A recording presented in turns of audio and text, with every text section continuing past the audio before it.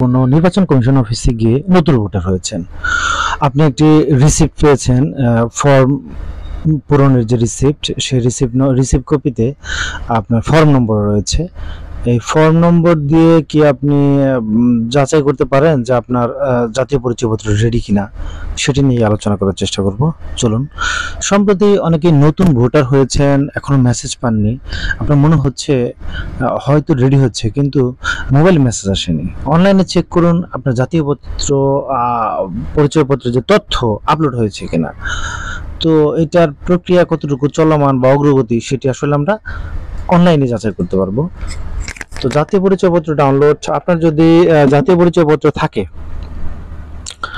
এবং online account না থাকে, অর্থাৎ জাতীয় পরিচয়পত্র আছে অথবা নতুন ভোটার হয়েছেন এরকম, আপনার অনলাইনে অ্যাকাউন্ট না থাকে, তাহলে জাতীয় পরিচয়পত্রের নম্বর অথবা ফর্ম নম্বর অথবা এবং জন্ম তারিখ দিয়ে রেজিস্টার করতে পারবেন। অর্থাৎ সার্ভিসেস .nid.gov.bd ওয়েবসাইটে গিয়ে আপনাকে রেজিস্ট্রেশন করতে হবে। এই রেজিস্ট্রেশনটা খুবই সিম্পল, এতে ভয় পাওয়ার কিছু নাই। যে তথ্যগুলো চাই সেই তথ্যগুলো দিয়ে ফেসবুক সাইন আপের মতোই, এটিকে অতিমাত্রা জটিল মনে করার কিছু নেই। এরপর আপনার অ্যাকাউন্ট লগ ইন করতে পারবেন। অর্থাৎ এই সাইন আপ প্রসেসটা কমপ্লিট করার পরে অথবা অ্যাকাউন্ট যে আপনার তৈরি হয়েছে সেটি করার পরে আপনি লগ ইন করতে পারবেন। ভোটার হয়েছেন তাদের তথ্য এখনো, যারা এই যে মানে সম্প্রতি ভোটার হয়েছেন তাদের তথ্য কিন্তু এখনো আপলোড হয়নি। যদিও এটি নির্ভর করে সংশ্লিষ্ট নির্বাচন কমিশনের ভোটার সংখ্যা কত তার উপর। অর্থাৎ কোন এলাকায় ক্যাম্পেইন চললে সেখানকার ভোটার হওয়ার নির্ভর করে আসলে ওই এলাকার যে নির্বাচন কমিশন তাদের কাজের গতির উপরে। কারণ নির্দিষ্ট এলাকায় যদি ভোটার হওয়া শুরু হয় তাহলে বিপুল সংখ্যক লোকেদের তথ্য এন্ট্রি করতে আসলে সময় লাগে। তো আপনাকে ধৈর্য ধরে অপেক্ষা করতে হবে। তবে আপনি চাইলে কিছুদিন পর, অর্থাৎ এই যে ভোটার হয়েছেন, ছবি তোলা শেষ, ফিঙ্গারপ্রিন্ট দিয়ে এসেছেন, এই কাজগুলো সম্পূর্ণ হলে আপনি কিছুদিন পর আপনার তথ্য সার্ভারে আপলোড হয়েছে কিনা এবং আপনি জাতীয় পরিচয়পত্র অনলাইন থেকে ডাউনলোড করতে পারবেন কিনা এটি মূলত যাচাই করতে পারবেন। তো আপনার যে ফর্ম নম্বর দেওয়া হয়েছে, একটি স্লিপ, যে স্লিপটি দেওয়া হচ্ছে ফর্ম স্লিপ, সেই ফর্ম নম্বর এবং জন্ম তারিখ ব্যবহার করে আপনি নিজেই আপনার মোবাইল অথবা কম্পিউটার দিয়ে services.nid.gov.bd/nid-pub এই লিঙ্কে প্রবেশ করে ফর্ম নম্বর এবং জন্ম তারিখ এন্ট্রি করুন এবং ক্যাপচা বা আবছা করে যে লেখাটা রয়েছে, এলোমেলো লেখাটা, সেই লেখাটা আপনাকে লিখতে হবে। লিখে সাবমিট বাটনে ক্লিক করে চেক করতে পারবেন। যদি সার্ভারে তথ্য এন্ট্রি হয়ে থাকে, অর্থাৎ আপনার ভোটার তথ্যগুলো এন্ট্রি হয়ে থাকে, আপনি পরবর্তী ধাপে যেতে পারবেন। অন্যথায় আপনার যদি সার্ভার তথ্য এন্ট্রি না হয়ে থাকে, সেই ক্ষেত্রে জাতীয় পরিচয়পত্র নম্বর বা ফর্ম নম্বর বা জন্ম তারিখ ভুল দিয়েছেন এমন মেসেজ দেখাবে।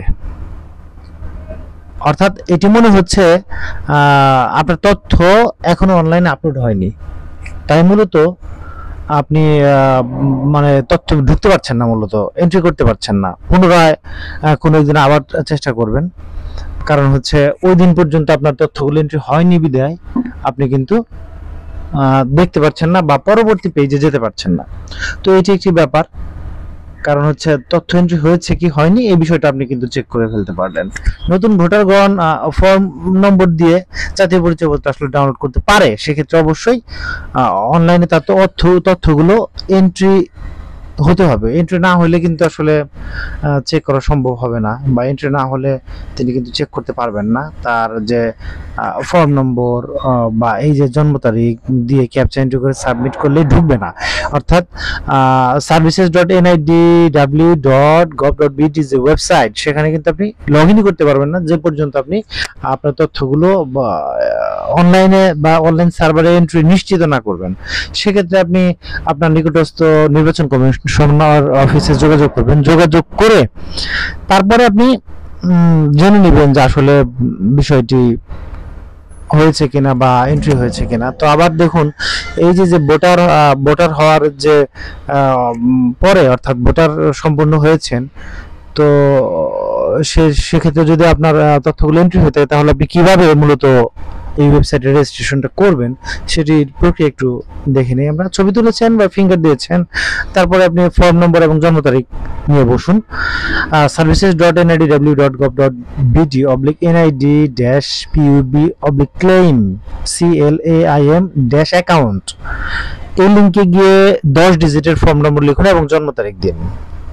এখানে মাস বছর ঠিক করে এন্ট্রি করুন। ছবিতে প্রদর্শিত যে কোড দেখায়, অর্থাৎ যেটিকে আমরা ক্যাপচা বলি, সেটি ভালো করে তাকিয়ে লক্ষ্য করে খুবই সতর্কতার সহিত লিখতে হবে, এন্ট্রি করতে হবে। তারপর আপনি সাবমিট বাটনে ক্লিক করবেন। জাস্ট আপনার তথ্য এন্ট্রি হয়ে থাকলে দেখবেন নেক্সট পেজে নিয়ে গেছে। আর যদি এন্ট্রি না হয় তাহলে সেই কথাটি আমি আবার বলতে চাচ্ছি, জাতীয় পরিচয়পত্র নম্বর, ফর্ম নম্বর এবং জন্ম তারিখ ভুল দিয়েছেন এই কথাটি লেখা আসবে। এই কথাটি লেখা আসলে বুঝবেন আপনার তথ্যগুলো সার্ভারে তখনও পর্যন্ত এন্ট্রি হয়নি।